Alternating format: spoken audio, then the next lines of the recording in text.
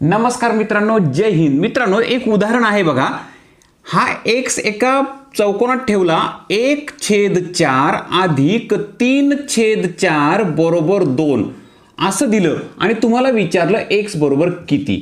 अत्यंत सोपा असणारा हा प्रश्न, पण आपल्याकडून कशी चूक होते ना ते समजावून देणार आहे मी या ठिकाणी. मित्रांनो, तुम्हाला माहिती पूर्णांक युक्त अपूर्णांक जो असतो तो कसा असतो. हा पूर्णांक युक्त अपूर्णांक, यामध्ये 2 पूर्णांक आहे आणि 3/4 हा अपूर्णांक आहे. याचं अपूर्णांकात जेव्हा रूपांतर करायचं असतं त्यावेळेस आपल्याला एक शॉर्ट ट्रिक माहित असते. या 4 ने या 2 ला गुणतो आपण, 4 दुने 8. त्यामध्ये हे 3 मिळवतो, 8 आणि 3 11, ते वरती ठेवतो आणि छेदस्थानी जो छेद असतो तोच ठेवतो. हा झाला या पूर्णांक युक्त अपूर्णांकाचा अपूर्णांक. हे आपल्याला माहित असून सुद्धा खूप साऱ्या मित्रांकडून हे उदाहरण सोडवताना चूक होईल. कोणती चूक होईल बघा मित्रांनो, x आणि 1/4, x आणि 1/4 यामध्ये चिन्ह नाही म्हणून खूप साऱ्या मित्रांना माहिती आहे जेव्हाही x आणि एखादी संख्या यामध्ये चिन्ह नसतं त्यावेळेस गुणाकाराचं चिन्ह असतं. हा नियम त्यांनी पाठ करून ठेवला असतो, पण गडबड काय होते ते सांगतो मी. अधिक पुढे अधिक 3/4 बरोबर 2 असं जर केलं तर x गुणिले 1 होईल, म्हणजे x/4 होईल, अधिक 3/4 होईल बरोबर 2 जर केलं तर x आणि 3 याची बेरीज होईल आणि छेदस्थानी 4 तसाच राहतो. काय होईल बघा मित्रांनो, छेदस्थानी 4 तसाच राहील, x अधिक 3 राहील, इथं बरोबर 2 राहील. आता बघा 4 ने इथं अशी कोणती संख्या ठेवली की उत्तर 2 येईल, तर 4 दुने 8, याचा अर्थ इथं 8 पाहिजे, पण इथं x अधिक 3 आहे, 3 ऑलरेडी दिलेला आहे, याचा अर्थ x ची किंमत 5 असावी असा अंदाज होतो. आणि हेच ह्या प्रश्नाचं उत्तर आहे असं समजून जर उत्तर दिलं तर हे उत्तर चुकलं मित्रांनो. याचं कारण काय आहे हेच ह्या व्हिडिओतून मी तुम्हाला समजावून देणार आहे. कारण मित्रांनो, तुम्ही इथं x ची किंमत 5 आहे ना, ती किंमत जर इथं ठेवली आणि या पद्धतीने जर सोडवून बघितलं तर हे उत्तर कसं चुकीचं आहे ना ते समजतं.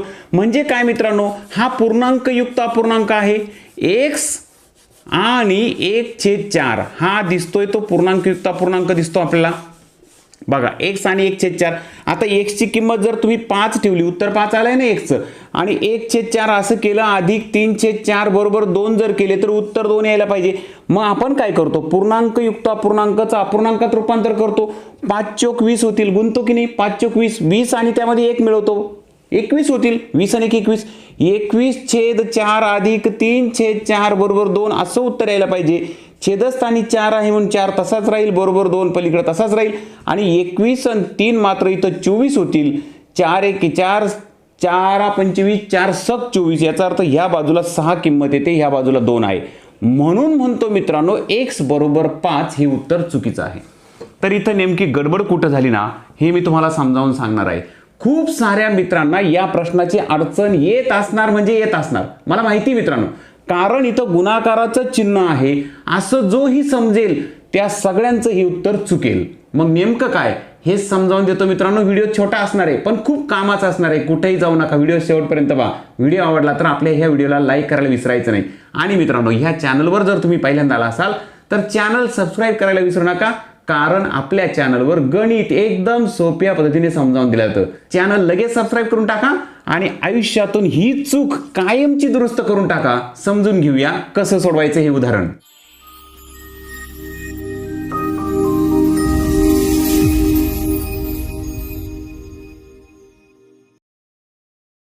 हे उदाहरण कसं सोडवायचं हे समजावून घेताना मित्रांनो नेहमी लक्षात ठेवा, इथं कधीही गुणाकाराचं चिन्ह नसतं. आपल्याला एक नियम माहीत असतो, एखादी संख्या आणि x यामध्ये जेव्हा चिन्ह नसतं त्यावेळेस गुणाकाराचं चिन्ह असतं, परंतु पूर्णांक युक्त अपूर्णांकाच्या बाबतीत मात्र तो नियम अपवाद आहे. त्याचं कारण काय ते सांगतो. मग इथं चिन्ह कोणतं ते समजावून देतो मित्रांनो. उदाहरणार्थ, अडीच पेरू कशी लिहितो आपण, अडीच पेरू कशी लिहितो, तर अडीच पेरू बरोबर हे असे लिहितो की नाही, अडीच असे लिहितो की नाही, अडीच असे लिहितो ना. हेच तुम्हाला दशांश चिन्हाचा उपयोग करून जर विचारलं तर तुम्ही कसे लिहिणार, 2.5 बरोबर की नाही, 2.5 यालाही आपण अडीच म्हणतो.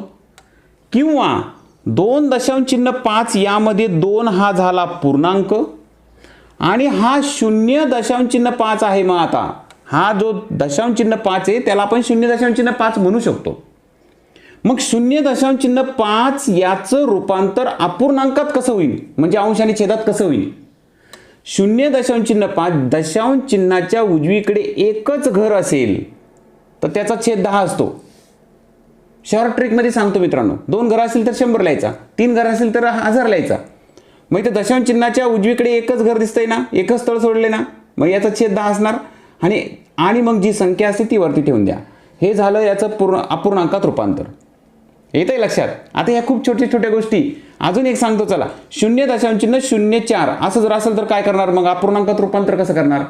तर इथं 2 दशांश तळ सोडली म्हणून छेदस्थानी 100 घ्या आणि अंशस्थानी जी संख्या दिसते ना तीच लिहून टाका. झालं याचं अपूर्णांकात रूपांतर.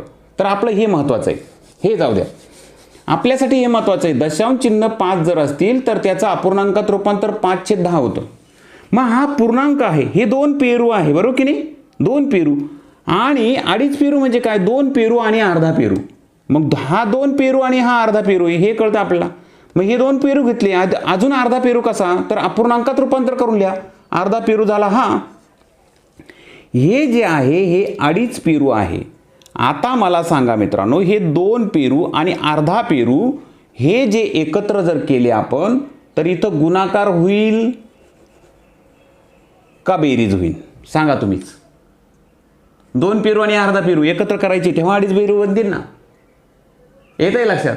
याचा अर्थ इथं बेरजेचं चिन्ह असणार. हीच तर मेन ट्रिक आहे मित्रांनो हे उदाहरण सोडवायची. आणि असं उदाहरण तुम्हाला जेव्हा परीक्षेत येईल ना तेव्हा समजून चला की हे तुम्हाला समजतंय की नाही, तुम्हाला माहीत आहे की नाही, यासाठीच हे उदाहरण दिलंय. आता लक्षात ठेवा मित्रांनो, इथं असतं बेरजेचं चिन्ह. खूप साऱ्या मित्रांना हे माहीत नसेल. पूर्णांक संख्या आणि अपूर्णांक संख्या जेव्हा पूर्णांकयुक्त अपूर्णांक दिलेला असतो तेव्हा त्या दोघांमध्ये बेरजेचं चिन्ह असतं. हे तुम्हाला मी इथं समजावून दिलं. आता एकदा तिथं चिन्ह कोणतं हे समजलं की मग मात्र तुम्ही उत्तर सहज सोडवू शकता. कसं बघा, अजून एक उदाहरण सांगतो त्यासाठी. उदाहरणार्थ 7.1/10 असं जर असेल तर लक्षात ठेवा मित्रांनो, 7 आणि 1/10 यामध्ये बेरजेचं चिन्ह असतं. आता ही उदाहरण सोडवायचं कसं? मग मांडून घेतो बघा. 1 + 1/4 + 3/4 बरोबर 2 असं तयार होणार ते. आणि हे बेरजेचं जे आहे हे बेरीज थोडी बाजूला ठेवू, अगोदर ह्या दोघांची बेरीज करू. मग 1 + 3 तसाच ठेवू. 3 आणि 1 4 होतो, छेदस्थानी 4 तसाच राहील, बरोबर 2. आता लक्षात येईल तुमच्या 4 ने 4 ला भाग गेला की 1 राहतो. मग इथं किती ठेवावं लागतील? हा x + 1 राहील, बरोबर 2 होतील की नाही? मग इथं किती? तर इथं x बरोबर 1 असं उत्तर मिळतं, जे या प्रश्नाचं बरोबर उत्तर आहे. उलट पडताळा जर घेऊन पाहायचा ठरला मित्रांनो तर तुम्ही इथं 1 ठेवा, बरोबर. आपल्या x ची किंमत 1 आली की नाही? आता उलट पडताळा घेऊन बघू आपलं उत्तर 2 येतं की नाही. हे समीकरण सोडवल्यानंतर उत्तर जर 2 आलं तर आपली x ची किंमत जी 1 आली ती बरोबर आहे. बघा मग आता हा 3 आणि 1 4 होतील की नाही? छेदस्थानी 4 तसाच राहील. ह्या दोघांची बेरीज केली, त्यामध्ये हा 1 टाकायचा आहे, बरोबर 2 होतात का? तर होतात. इथं 1 होईल की नाही? 4 1 4 आणि हा 1 आणि हा 1 झाले 2. याचा अर्थ x बरोबर 1 हे उत्तर बरोबर आहे. आता मित्रांनो, तुमच्या ही गोष्ट मला लक्षात आणून द्यायची होती की एक पूर्णांक असेल आणि दुसरा त्याला जोडून अपूर्णांक असेल तर दोघांच्या मध्ये नेहमी बेरजेचं चिन्ह असतं. हे कायमस्वरूपी लक्षात असू द्या मित्रांनो, म्हणजे तुमच्याकडून हे उदाहरण चुकणार नाही. आता ह्या टाईपची उदाहरणं कशी असतात ना ते समजावून देतो. यामध्ये अवघडात अवघड सुद्धा उदाहरणं येतात, पण ती या कन्सेप्टवर आधारित असतात. तर चला मित्रांनो, हे उदाहरण समजून घेऊया. इथं x आणि 4/7 यामध्ये कोणचं चिन्ह असेल मित्रांनो हे तुम्हाला समजलंय. आता बेरजेचं चिन्ह असणार. अधिक 9/7 बरोबर 8 अशा पद्धतीने याची मांडणी होईल, तरच आपल्याला x ची किंमत मिळेल. हे चिन्ह कुठून आलं हे समजावून सांगण्यासाठी हा व्हिडिओ तुम्हाला देतोय मित्रांनो. आता बघा, इथं तुमच्या हे लक्षात आणून दिलं मी की ह्या दोघांची बेरीज केली तरी चालेल. 9 4 13 होतील, छेदस्थानी 7 तसाच राहील, बरोबर 8 इकडे आहे, अधिक इकडे x तसाच आहे, बरोबर. अशा पद्धतीने हे समीकरण तयार होईल. आता लक्षात घ्या मित्रांनो, इथं x जागेवर मी कोणती संख्या ठेवू तरच ह्या दोघांची बेरीज केल्यावर उत्तर 8 येईल, असा याचा अर्थ आहे. मनातल्या मनात कल्पना करायला शिका मित्रांनो. इमॅजिनेशननी जर हे उदाहरण सोडवलं ना तर तुमचं हे उदाहरण कधीच चुकणार नाही. समीकरणच्या पद्धतीने गेले तर खूप वेळ लागेल, पण एकदा तुम्हाला लक्षात आलं की ही उदाहरणामध्ये आपल्याला काय करावं लागणार आहे, पुढच्या पायऱ्या तुम्हाला माहीत असल्या पाहिजे. कशा? इथं या दोघांची बेरीज होते, याचा अर्थ याचा छेद 7 असणार. या एक्सच्या जागेवर तुम्ही जोही अपूर्णांक ठेवणार त्याचा छेद 7 असणार. इथं अंशस्थानी किती माहीत नाही, अधिक 13/7 आहेच, बरोबर 8. हे तर लक्षात आलं. ह्या पूर्ण याची किंमत x आहे हे लक्षात ठेवा मित्रांनो पहिल्यांदा. पण आपल्याला एक कळलं की या दोघांची बेरीज केल्यावर उत्तर 8 येतं, याचा अर्थ या दोघांची बेरीज होते. बेरीज कधी होईल मित्रांनो? छेद समान असलं तर. याचा छेद 7 आहे म्हणजे याचाही छेद 7 असणार. आता बघा मित्रांनो, आता छेद 7 आहे याचा अर्थ या दोघांचं बेरीज केल्यावर छेद 7 होईल. इथं किती माहीत नाही, ते तसेच ठेवतो, हे 13 तसेच ठेवतो. इथं किती माहीत नाही, दोघांची बेरीज केल्यानंतर उत्तर 8 येतं. आता बघा मित्रांनो, या दोघांची बेरीज किती असावी? 7ने तिला भाग जातो. 7ने ह्या संख्येला भाग दिला की उत्तर 8 येते, म्हणजे 7×8 = 56. इथं 56 असणार मित्रांनो, इथं 56 असणार तरच हे उत्तर 8 येऊ शकतं, कारण 7ने ह्या 56ला भाग जाईल. बघा 56/7 ना, मग 7×1 = 7, 7×8 = 56, तरच उत्तर 8 येईल. याचा अर्थ इथं 56 असणार. इथं 56 असायला पाहिजे, याचा अर्थ इथं ऑलरेडी 13 तर आहेच ना. मग अशी कोणती संख्या की त्यामध्ये 13 मिळवल्यावर उत्तर 56 येईल? मग 56 मधून 13 काढूनच टाका ना मित्रांनो. 56 मधून 13 काढले, 7 3 गेले, 3 4. बघा आता इथं 43 ठेवावं लागेल. याचा अर्थ इथं 43 असायला पाहिजे, त्यामध्ये 13 मिळवले की उत्तर 56 येईल. आणि इथं 56 झाले की 7ने त्या 56ला भाग जातो आणि उत्तर 8 येतं. 7×8 = 56. इथं 43 पाहिजे, म्हणजे इथं किती पाहिजे? 43. आता इथं महत्वाचं लक्षात ठेवा मित्रांनो, 43/7 ही जी किंमत मिळाली ती x ची किंमत आहे. 43/7 अधिक 13/7 बरोबर 8 हे उत्तर येतंय. 43/7 ही जी किंमत आहे ती x ची किंमत आहे. x बरोबर किती? तर 43/7 येत आहे लक्षात मित्रांनो. इथं थोडीशी आपली अजून गोंधळ होऊ शकतो मित्रांनो, म्हणूनच या टाईपचं उदाहरण मी तुम्हाला समजावून देण्यासाठी घेतलं. या टाईपचं उदाहरण पुन्हा एकदा पुढे येईलच मित्रांनो, काळजी नका करू. तर इथं x ची किंमत 43/7 आहे, हे महत्त्वाचं लक्षात असू द्या. चला पुढचं उदाहरण समजावून घेऊया. तुमच्यासमोर पुन्हा उदाहरण घेतलं मित्रांनो, थोडंसं वेगळं आहे पण तेच टाईपचं उदाहरण आहे. इथं x पूर्णांक 5/3, तुम्हाला माहिती मांडणी काय आहे याची, अधिकचं चिन्ह येईल. 5/3 अधिक x अधिक 1/3 बरोबर 8. याची खरी मांडणी अशी आहे.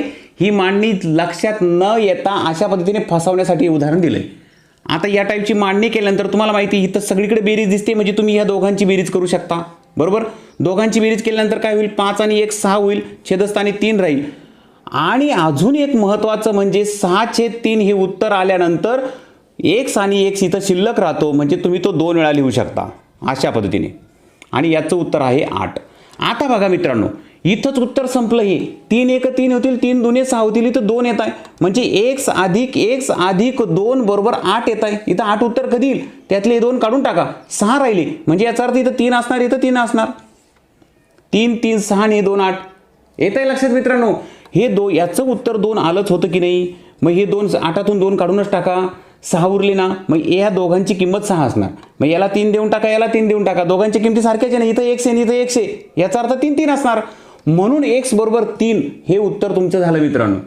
खूप सोपं उदाहरण आहे, पण खूप साऱ्या मित्रांना या टाईपचं उदाहरण सोडवताना अडचण येते म्हणजे येते, आणि म्हणूनच तर हा व्हिडिओ तुम्हाला देतोय मित्रांनो. इथं सर्वात महत्त्वाचं हे आहे की जेव्हाही पूर्णांकयुक्त अपूर्णांक असतो तेव्हा त्या पूर्णांक आणि अपूर्णांकामध्ये बेरजेचं चिन्ह असतं, हे तुम्ही लक्षात ठेवलं पाहिजे. मला माहिती मित्रांनो, खूप साऱ्या मित्रांची ही अडचण असेल, कारण मला एका मित्राने हा प्रश्न विचारला होता. त्याला एकट्याला समजावून सांगण्याऐवजी मी ठरवलं की व्हिडिओज बनवू आणि सगळ्यांनाच समजावून सांगू, म्हणजे टेन्शनच राहणार नाही. खूप साऱ्या मित्रांना, ज्यालाही कुणाला याची अडचण असेल त्या सर्वांनाच हे समजेल.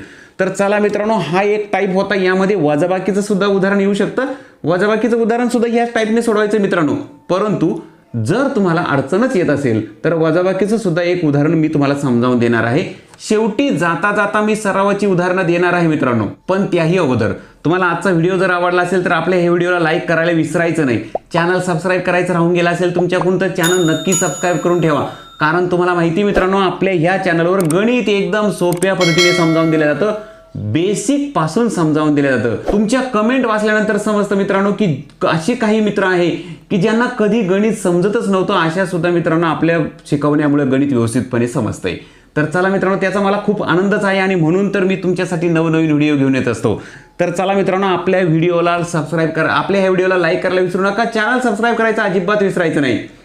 तुमच्यासाठी पुढचं उदाहरण घेतो ते म्हणजे वजाबाकीचं। एक उदाहरण ते घेतो आणि मग तुम्हाला सरावाची उदाहरणं देतो।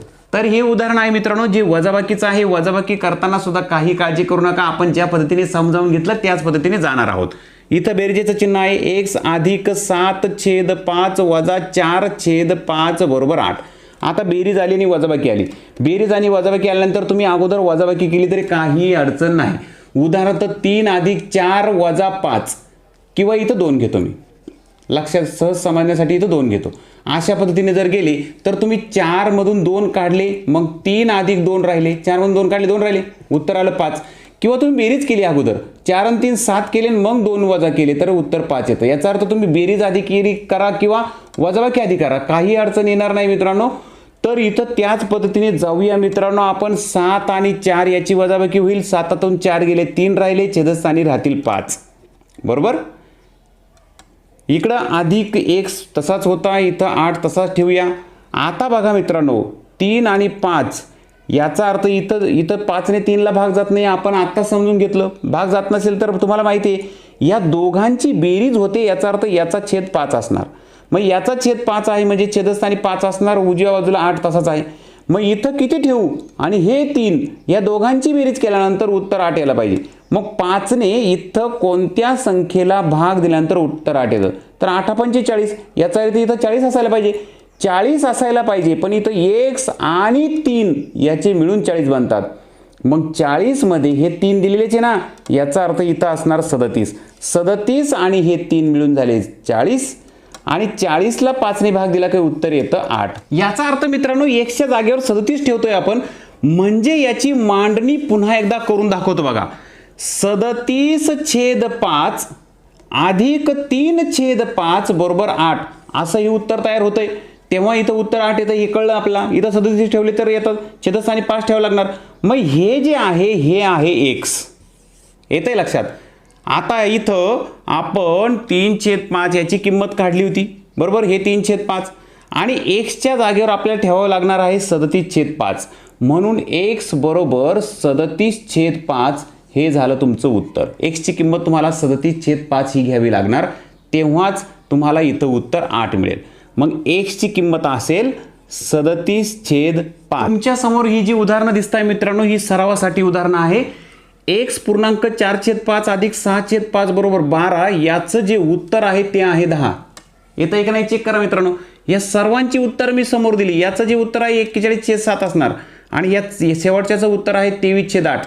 इथं महत्त्वाचं लक्षात असू द्या मित्रांनो, 41/7 हा पूर्णांकयुक्त अपूर्णांक आहे, परंतु तो अंशाधिक आहे, त्याचा अंश मोठा आहे। अंशाधिक अपूर्णांकाचं पूर्णांकयुक्त अपूर्णांकात रूपांतर करायचं असतं।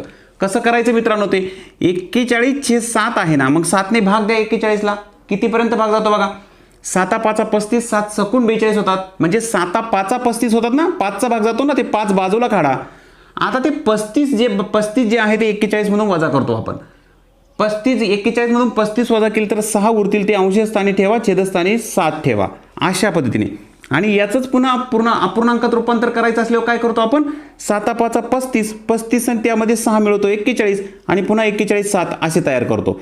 तर यावरून हे तयार केलं आणि यावरून हे तयार केलं, हे लक्षात असू द्या। हे आहे अंशाधिक अपूर्णांक आणि हा आहे पूर्णांकयुक्त अपूर्णांक, दोघांच्या किमती सारख्याच आहे मित्रांनो। तर तुमचं उत्तर हेही असेल, हेही असू शकतं किंवा हे असू शकतं। जे उत्तर बरोबर असेल ते तुम्ही बरोबर निवडू शकता। पर्यायामध्ये कोणतं दिलंय ते महत्त्वाचं आहे जास्त। तर चला, तुम्हाला सरावासाठी 4 उदाहरण दिली, या 4 उदाहरणांची उत्तरं जर तुमची बरोबर आली तर आपल्या आजच्या व्हिडिओचं काम झालंय मित्रांनो। मी जे प्रयत्न केले तुम्हाला समजावून सांगण्याचे ते सार्थकी लागले असे समजा। महत्त्वाचं मित्रांनो, आजचा व्हिडिओ तुम्हाला कसा वाटला नक्की सांगा। कमेंट बॉक्समध्ये आपल्या व्हिडिओबद्दल तुमची प्रतिक्रिया लिहायला विसरू नका। त्यानंतर मित्रांनो, व्हिडिओ लाईक करायचा राहून गेला असेल तर व्हिडिओ नक्की लाईक करून ठेवा।